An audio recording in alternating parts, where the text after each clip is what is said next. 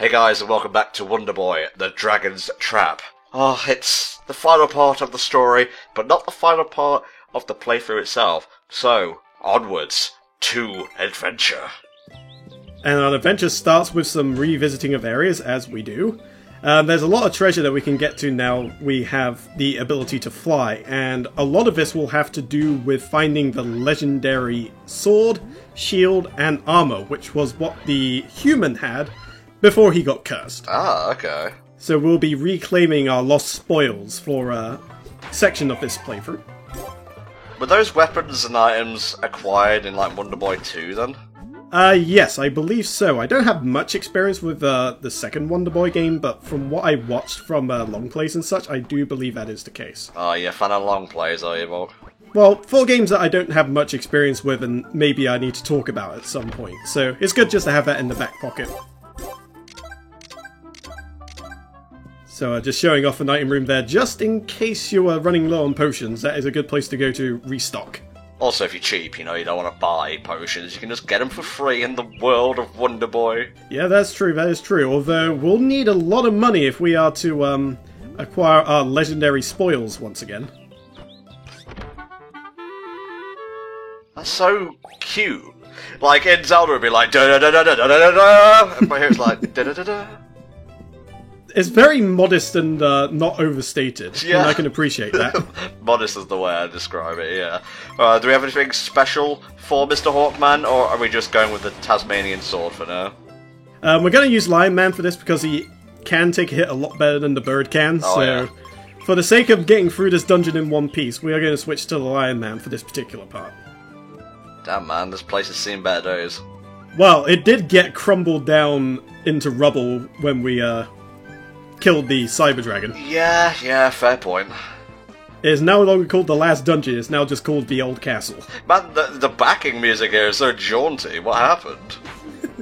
Well, you know, the dweller of the tower has been destroyed, so you know.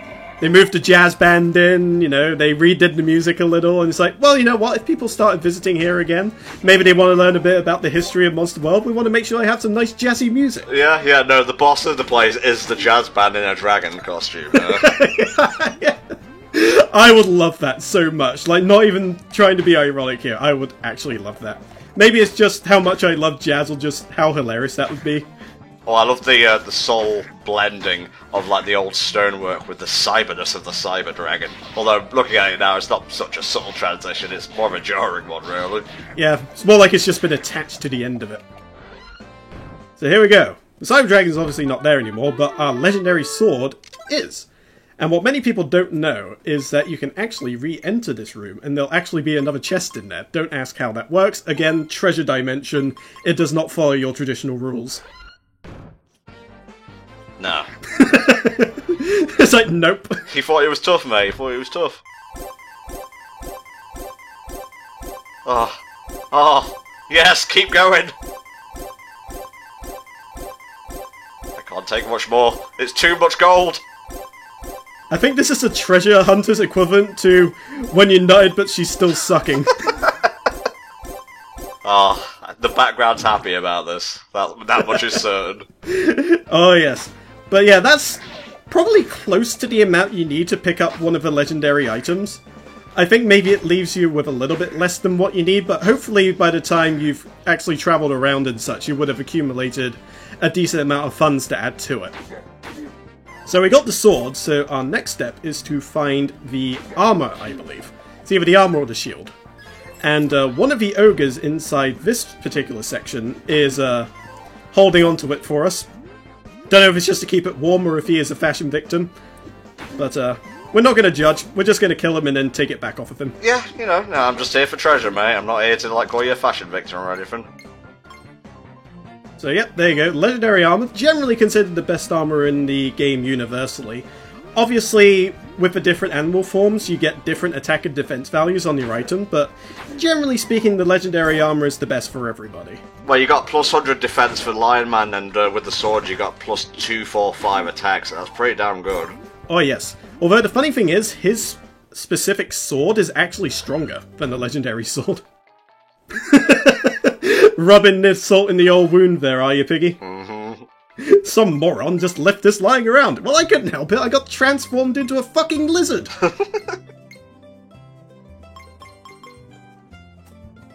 So there we go. We have acquired our legendary items once again, and I believe now we are ready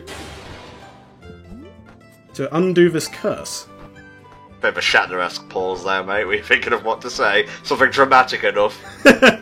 Not quite. Mostly just catching my breath. Okay, fair enough. Obviously with Hawkman, in order to get to the final dungeon, you need to soar high up into the skies. And I really do mean that. It is like way up in like the top left corner of the map. Huh. Key? Oh, you make them yourself, do you? You think I trust like an eye-patched pig and his keys that may or may not be forged? If you didn't pick up a spare key from when you were going through the Mouseman dungeon, you can actually go over there and buy one. So that's kind of your way of getting back into the old castle if you don't happen to have a key left on you. Luckily, we still got a freebie from way back near the beginning, so we're going to make use of that now before we head off. Here we go. Oh, look at it. Oh, wow. That screams final dungeon. It really does. It's like, oh hey, look at this just circle surrounding a door in midair. It's not at all suspicious. Well, it's actually a star, mate, and I guess we're going to have to bust out the magical saber for this. The middle one's the correct one to go for. The other one will just lead you to Bupkus, so don't bother with those. Just take the one in the middle. There's some swanky digs. Ooh. Certainly better than the final dungeon they had previously. Mm-hmm. I don't know. It's not quite as imposing. It almost looks, I guess, grand, I suppose. Not necessarily evil. It's a lot cleaner, that's for sure. Sorry, I had to wait for the music to finish there before actually going in. Didn't want to interrupt it. Okay, I know what that's like, mate, don't worry. Oh yeah, this place is much more majestic. So, the final dungeon, you'd think it was a Hawkman-specific dungeon, but you are not quite correct. Whilst Hawkman is perhaps the most predominant one, and of course you traditionally have to fight the final boss as Hawkman, but you actually go through all of your beast forms in your process of getting to the final boss. So this is kind of like a final dungeon where you have to use all of the forms that you've attained and all the skills you've accumulated on your way to this final dungeon. Well, that's a game design trope I've always liked. Like, you accumulate powers over the course of the game, now you gotta use them all in one final test, and then you get a bitchin' boss with great music. That is generally how it goes. Although, if you have the Tasmanian Sword, and you obviously know how to use it, you can obviously use the Tasmanian Sword to kind of manipulate things and use some beast forms that you perhaps weren't meant to in order to make the game a little bit easier. I could have done that for the sake of this playthrough, but as I did, you know what, I'm going to be a little bit of a purist for this one, and I'm just going to go through it the way it was intended. Okay.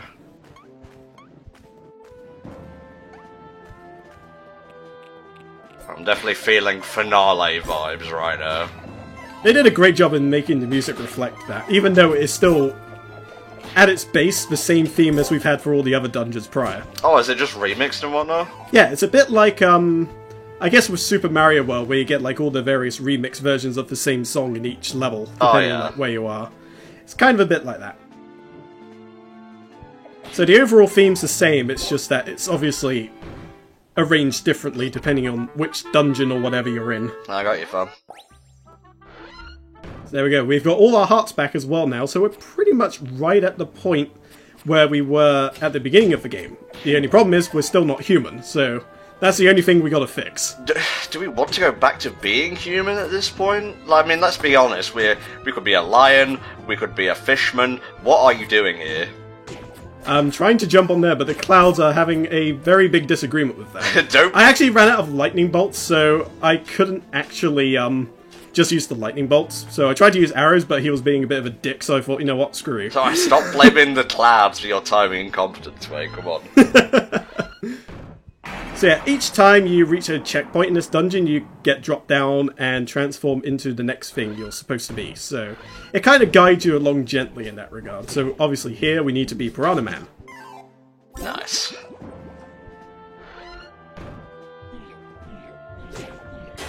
Yeah, not so tough now, are you, fish guys?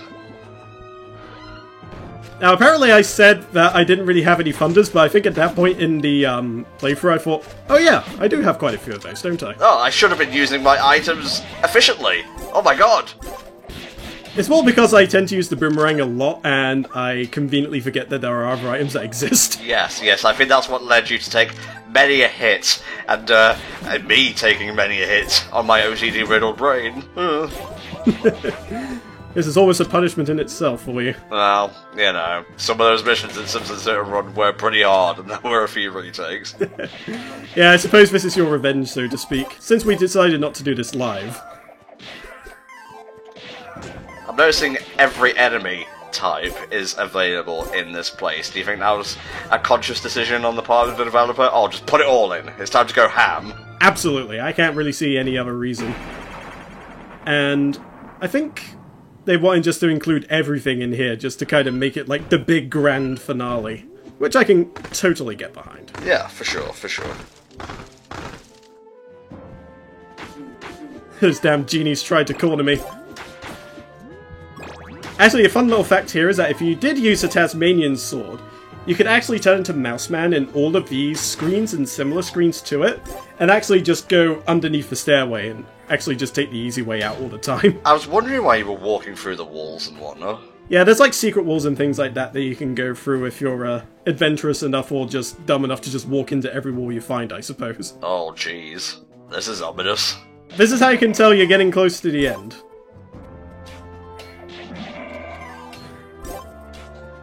But you still gotta change back into Hawkman before you can make your way to the final encounter. But you know, they do a great job with the atmosphere here just by killing all the lights. Now the annoying thing is with the ninjas, if they're standing just ever so slightly above you, is that you can't actually block the shurikens because they're just above your shield. So you either gotta jump and not act to block it, or you just gotta hit them before they get the chance. Oh, it never ends in this final dungeon. Yeah, they certainly went above and beyond to make this feel like a final encounter, alright. There is a lot of dungeon here. It'll test you to your very limit.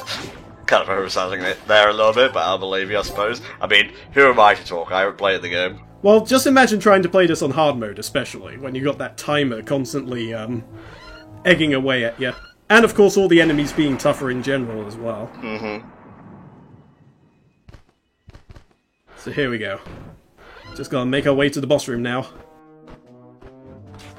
Oh man, he's gonna get shredded, is this bird, if you're not careful. I mean, what I typically do if I'm just playing through this casually, I'll usually use the Tasmanian sword to transform into Lion Man and then take on the final boss as Lion Man, because he is just that much stronger. It only takes like 4 or 5 hits usually to dispatch the boss, but the issue is actually hitting the boss, so Yeah. making those hits count is key, but of course as a Hawkman, you're a little bit weaker, so you've got to make those hits count a lot more often. Oh man, that's a final boss door! Yeah, I think went above and beyond for that one. So here we go. Who will be the final dragon? Ooh. The face always throws me off, Oh I my have to God. be honest with you. Not only is he bouncing you along the floor, he's got like a fucking Pixar-esque face on his chest. I just love how opposite a contrast it is. You got this smug motherfucker at the top, and then you got this goofy looking asshole at the bottom just spitting fireballs at you, bouncing you across the screen and then back again. This is a final boss for the ages. I don't know what I expected from the final boss. I was expecting that Will-O-Wisp fucker. Not quite. Although it would have been quite cool to sort of have the Will-O-Wisp like become some kind of like super dragon or something like that, but I guess maybe they weren't thinking about it in those terms. Alright, so, Vampire Dragon, take us through the basics, mate. He is a gigantic asshole. He will ping you across the screen if given even a opportunity to do so. So the idea is that you just gotta try and attack him when he pops out from the screen before he actually starts spitting fireballs. Or, if you're skillful enough, you can often find windows in between his fire where you can hit him. So the idea is just trying to position yourself correctly, learn sort of like where he can potentially come from, and then just be ready for him wherever he decides to appear. Oh, I'm sorry to laugh at your misfortune, but it's funny. Yeah, this is a difficult boss to do legitimately. As I said before, usually I use Lion Man for this, and he usually gets the job done quite quickly, so I'm not quite as used to fighting him the proper way as I would be, like, 25 years ago. So good job you get invincibility frames on that, otherwise it would be really hard. Yeah, I would imagine if it weren't for the invincibility frames, you'd probably lose half your health from, like, any time he bounces you across the screen, so thank God for the invincibility frames in this case. And at this point, I'm actually using the items to try and reset his cycles so I can get more opportunities to actually get some meaningful hits on him. But of course, it's still very difficult. He will take you around town and eat all your health in doing so, but if you got enough potions, you should be able to see it through, even with a lot of mistakes. Well, you know, if you're ever going to use one of those life potions, I would rather it be on the final boss, and not, you know, chest to make apathetic skeleton on level 3, you know? That is true, that is true. Now the only issue is the items themselves don't do a lot of damage here, so whilst you could just chip him to death with the boomerang for like 5-10 minutes, ideally you want to be using the sword. That's where your damage is coming from. There we go. One more hit or two should do the trick. Come on, Volk, end this nightmare! There we go.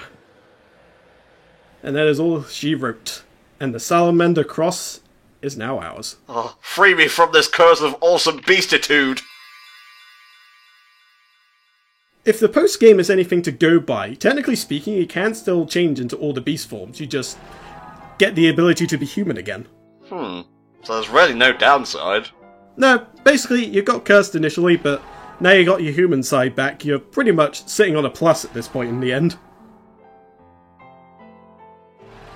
There we go. It's good to be human again. Wonder Boy in the Dragon's Trap trademark. Now this is a nice little automated bit where he's like, "Yay, I'm human again!" Wait, where do I live again? And the answer to that question is just next to the nurse, which seems a bit odd, but you know what? Not going to question it. Oh, home sweet home. It's good to be human again, Volk. It certainly is. And I absolutely love the way they rearranged this theme. It is very chill. The long battlefield journey has finally ended.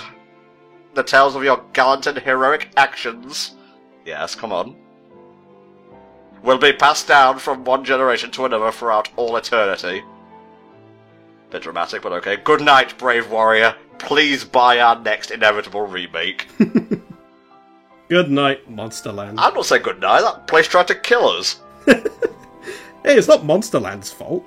Well, I guess so. Alright, guys, we'll let you enjoy the spiffy little ending sequence, and I guess we'll see you, hopefully, in the next and final part where we cover the post-game of Wonder Boy, The Dragon's Trap. See you then.